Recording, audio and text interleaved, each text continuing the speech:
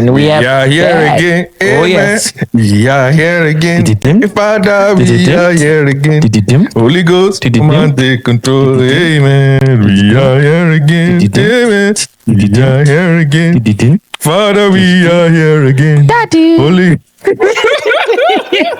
are back. Oh, we're here. Welcome, TurnUp crew, TurnUp family. Stand up. Stand up. I remain DJ OP, your personal sound whisperer. Okay.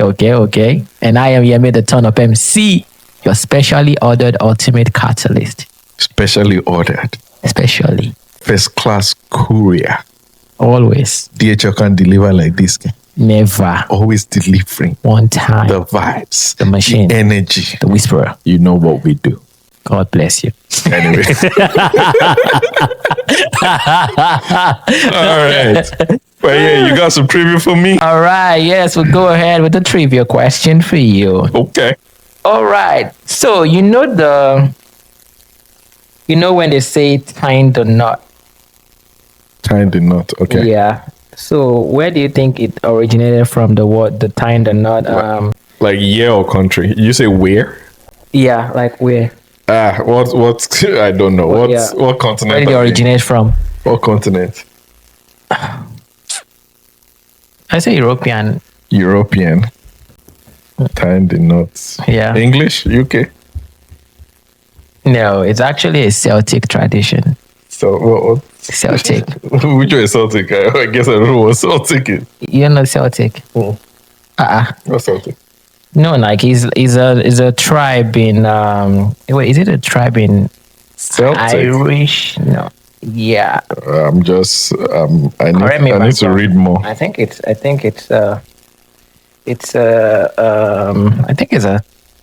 Celtic. I think it's an Irish stuff.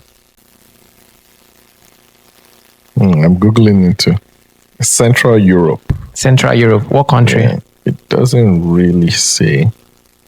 It has spread throughout Western Europe. So, like parts of France, Ireland, Britain.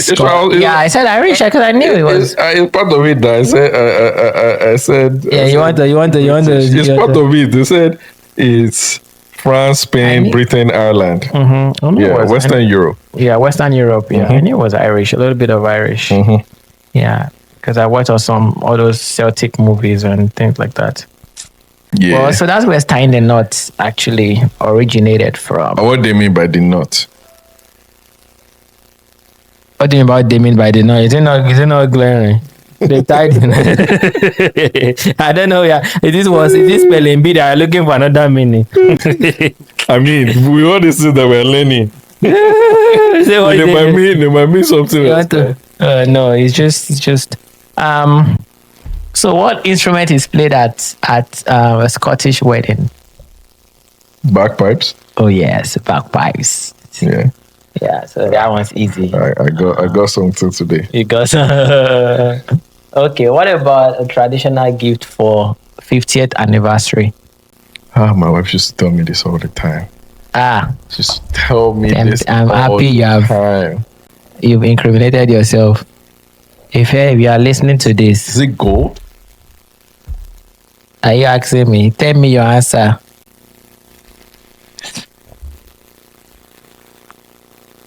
I'll go with gold. Let's see. I don't know. Is that your final answer? Sure. Is that your final answer? Yes. I want you to look Ife in the face as you receive the answer to this question.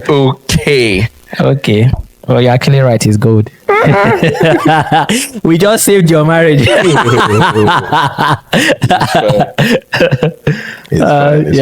Good one. Gold. What are for 25? I know they're like. That one is silver.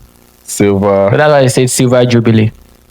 And Silver 50 jubilee. golden jubilee. Oh, I'm just colorating. I said colorating.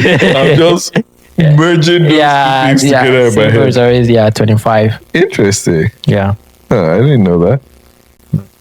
Yeah, when I turned 50, it was the golden jubilee. Sure. I didn't know our village people were here. Yeah.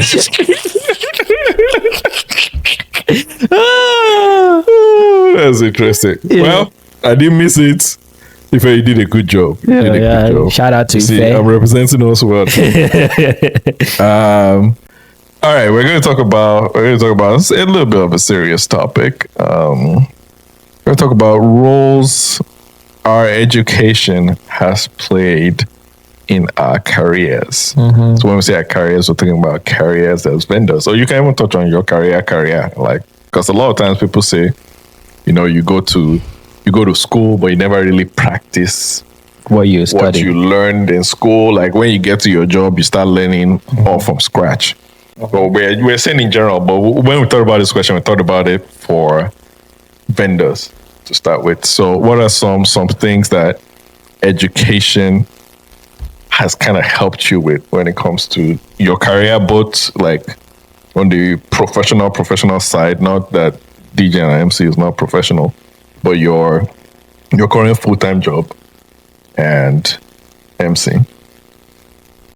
I think first off, and people sometimes try to kick education to the curb in terms of like, oh, I'm not practicing what I studied and it's not applicable in some aspect.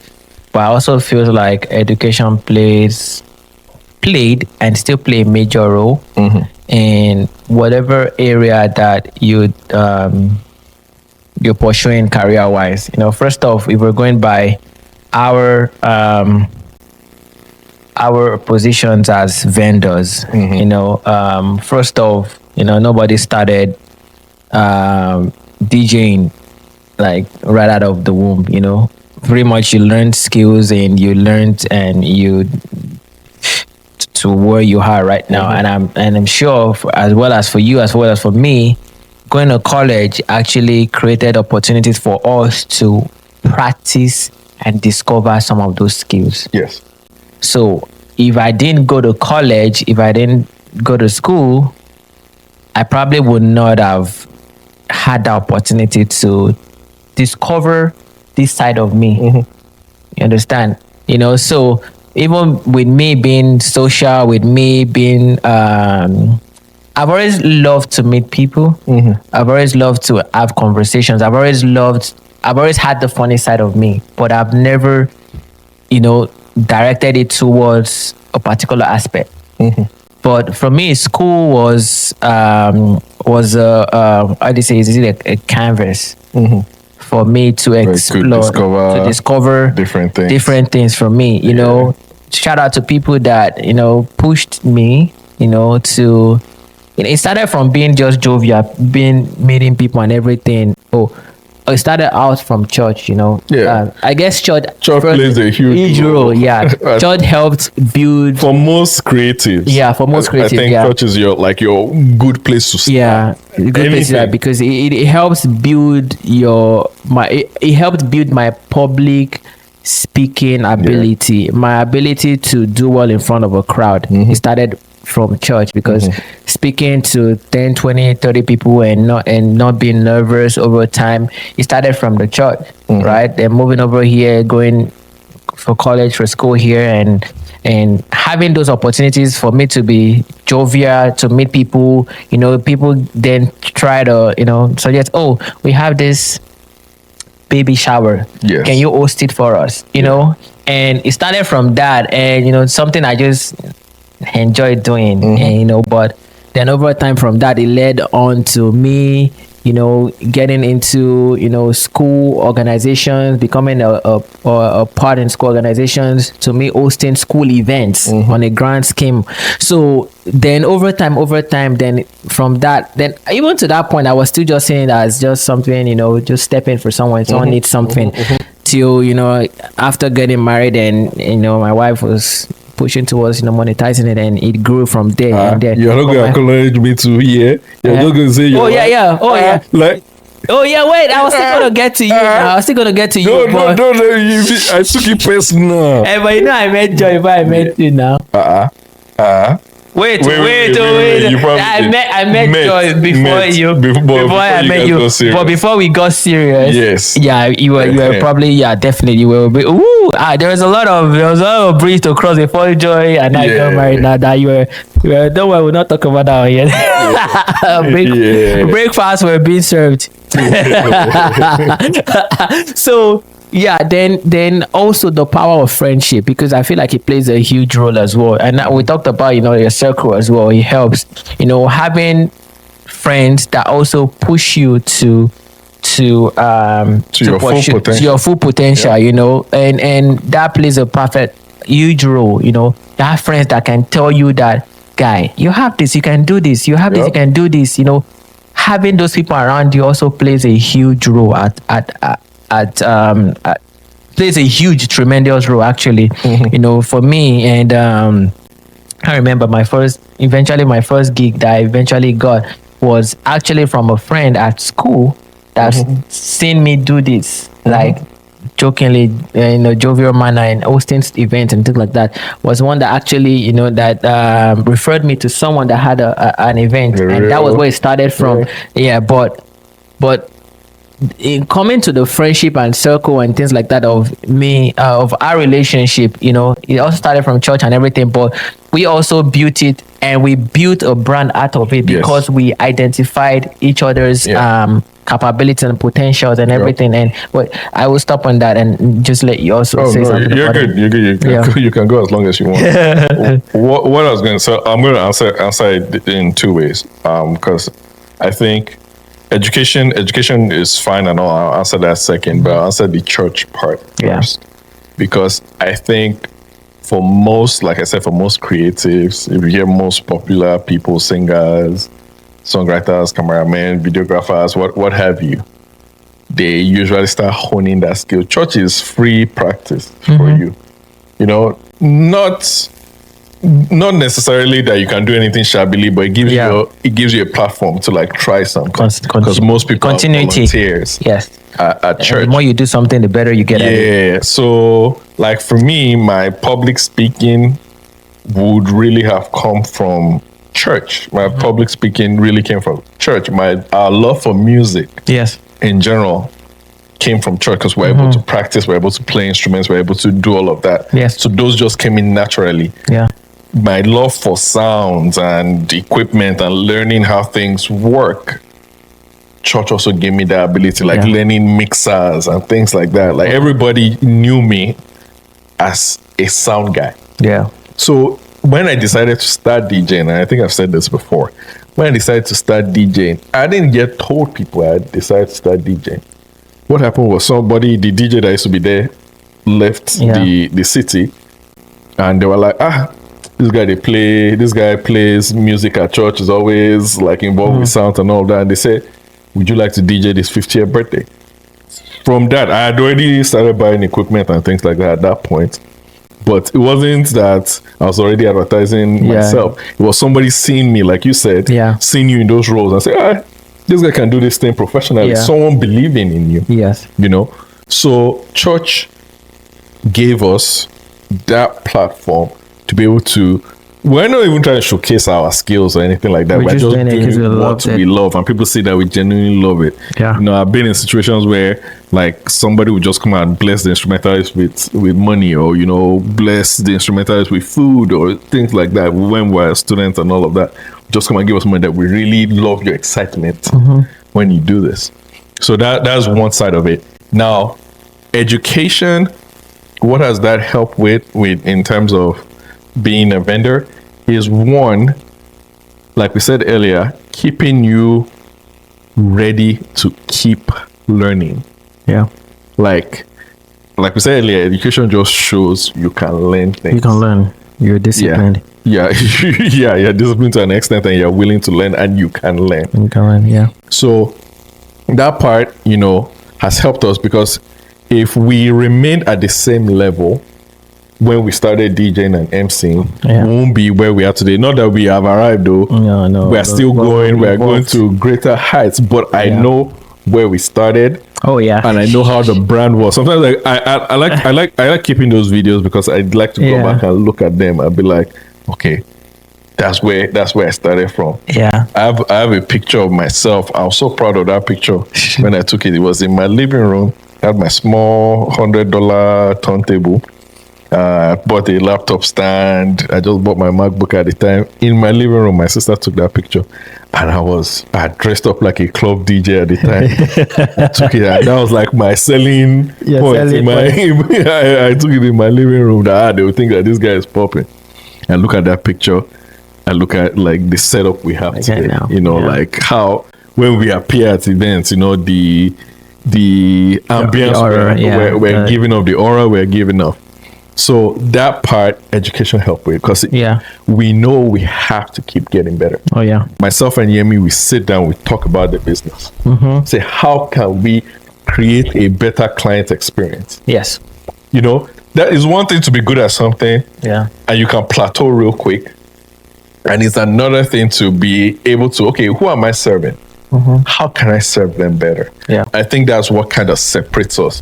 We've not been in the game super long, to be honest, at least in the wedding industry, super long. But when people look at our portfolio and look at the way we carry ourselves, and this goes out, this should be an encouragement to people out there. When people look at the way we carry ourselves, it almost feels like we've been in the game longer. Yeah. We've been able to scale up in so many ways. We've been able to charge more quicker than most people are, because we intentionally sit down and hone our craft. Now, I'm not just talking about your delivery on that day. Yeah, it's the experience. Yeah. It's not like skill is good. Don't get me wrong. Skill is, I practice, I do what I need to do. I get my songs, but more than all of that is, who am I serving? How can I serve them better? Yeah. And that's what we've been able to like do better on. You have to genuinely care. You have to, because that's all about that's the experience right there. You have to really, really care about people to because it moves beyond, and this is also kind of a lesson for like you said, we're not there yet, but people they're also in the phase of discovering themselves and trying to get into businesses or things like that. You have to genuinely care about people, because the problem you are solving is people oriented. People have to really see that you genuinely care, and that can be the only thing that will separate you from your competitor. Because you genuinely care. We've had clients like really, really testify to how the experience that they have with us. To add to that real quick, I think, sorry to cut in, but I think one of the reasons it's hard to sit down in a meeting with us and not go with us, and you have the money to pay. Yes, because sometimes money might be an issue, and but it's hard to sit down with us. You have the money to pay. In fact, I got a client recently. She went to go gather other people to pay so that she could afford, because she said she's looked at several different ones, right? But she said she really wanted me, and my price was higher than most people, and she said she went to go and gather her siblings, to try get the money together for their other siblings' birthday. So it's hard to sit down with us and see how much you genuinely care about your experience on that day. Like we're always telling them, yes, we have suggestions, but at the same time, we're trying to bring your suggestions, your vision to life. And sometimes they don't even know their vision. Exactly. And we're asking them questions that kind of create their vision for them. So as they're answering the question, I've always wanted to do that, by the way, and things like that.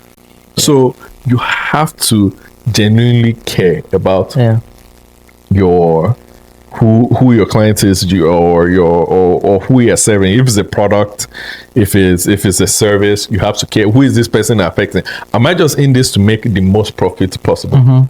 Because we don't need to. We meet, our average meeting is like an hour 15 minutes. Our average meeting is like an hour 15 minutes. That's on average. We go higher than that. A few times we go lower than that.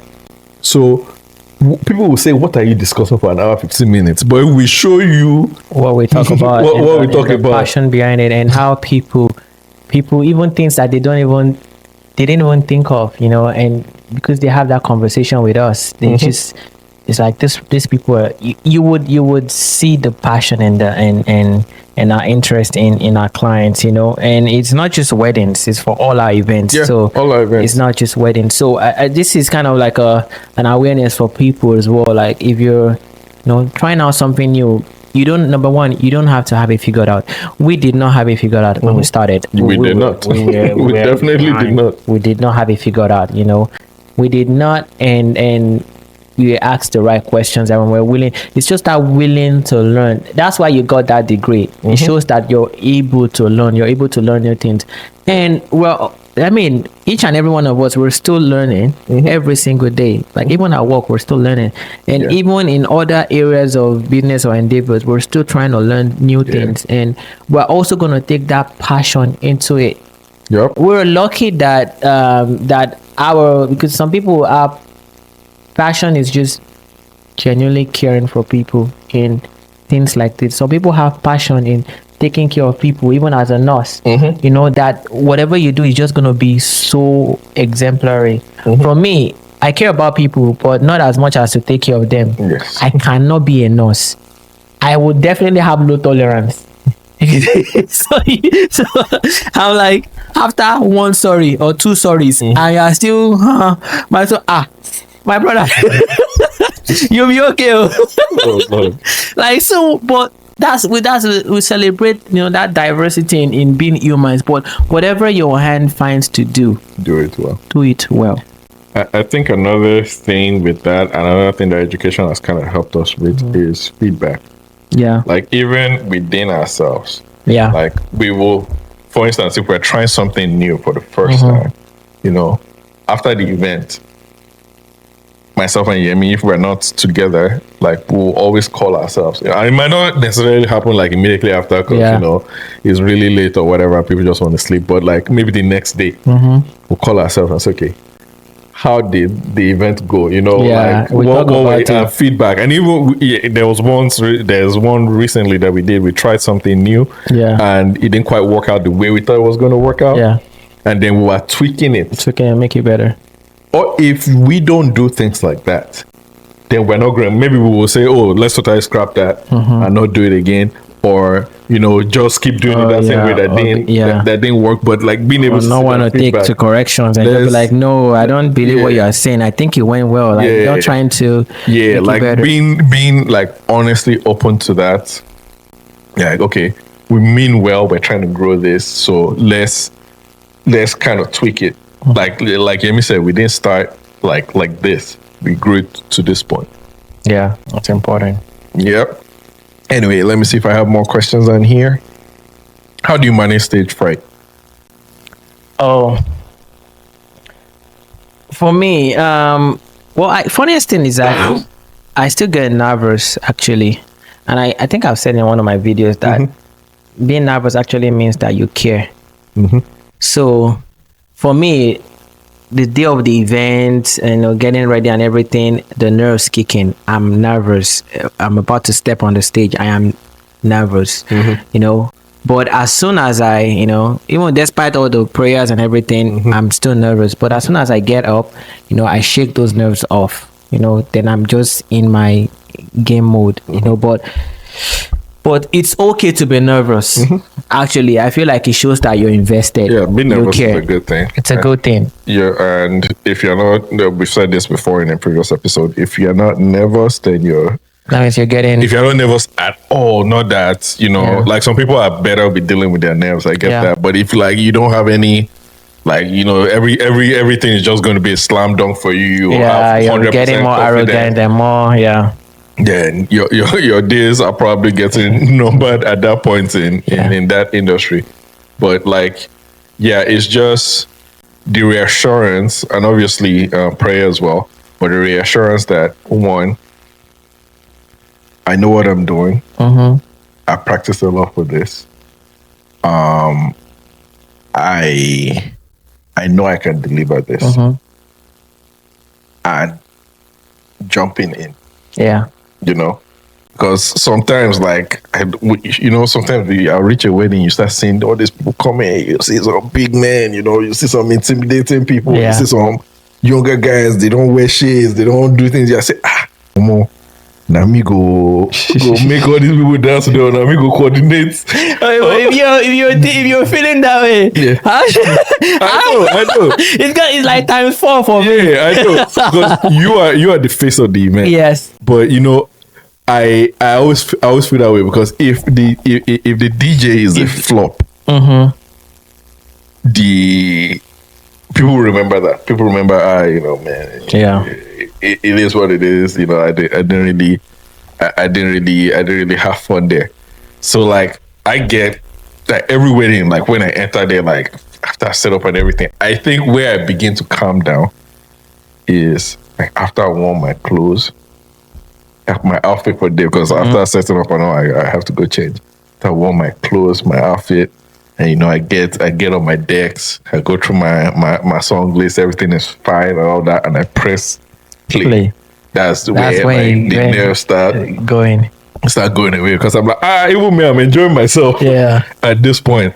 And then when it gets to dance, and that time the first 3 songs, you drop them, and everybody's like hyped. And I'm like, okay, I got this. Although I did one wedding quite recently, actually, and in the dance, I wasn't feeling myself, because the family of the bride had stressed our lives. They don't stress our life. That was the first time since I've been DJing, since 2017. The first time that I was actually looking at the clock and like just waiting for it to end. Yeah, and it was like a 3-hour long dance set. So I'm like, 3 hours. I play like 5 songs, only 6 minutes, don't go. That kind of thing. I'm like, oh my God. How am I going to keep these people entertained for 3 hours? I was just looking at the clock, doing all of that. So sometimes, like, it's not. I feel like I try to bring my A game all the time, but like that one that I did it turned out good. It was superb. Like, everybody loved it, but I know inside, like deep down inside, like, I was playing the bangers, but like I know the ginger.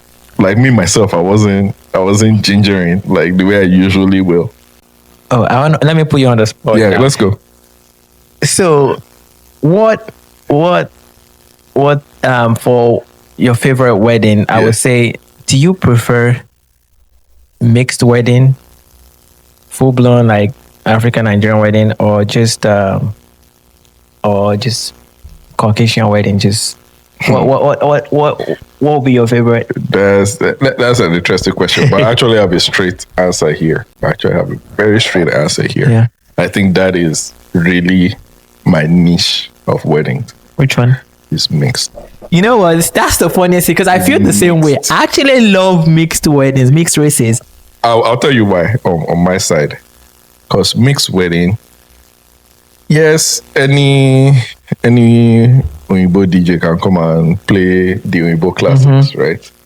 Naija wedding, any Naija DJ can come and, or African wedding, any African DJ can come and play the, African classics. Yeah. But to do both, to merge it really well, that's our niche. I say on a good scale, like to merge, I think that's where I really have my sauce. Yeah, is I can switch from a Usher year to like a Killing Them. Yeah, like I can, that's our niche, right? Yeah, like do that switch. Yeah, I feel the same way.